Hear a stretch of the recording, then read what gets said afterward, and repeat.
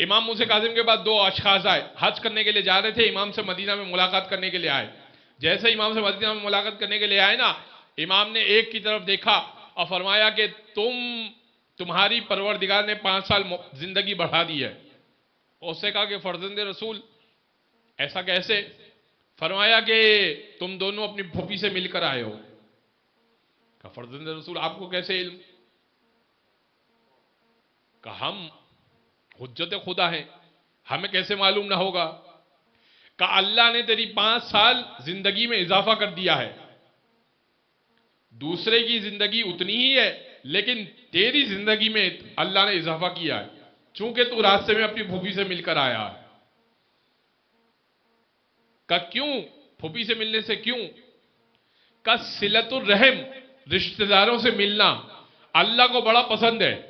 صلہ رحمی کرنا، رشتہ داروں سے ملاقات کرنا، اگر قطع رحمی کسی نے کی بھی ہے تو اس کو ختم کیجئے. صلہ رحمی کرنا اللہ کو بڑا پسند ہے. کہ صلہ رحمی کے سبب سے اللہ نے 5 سال تیرے بڑھا دیے.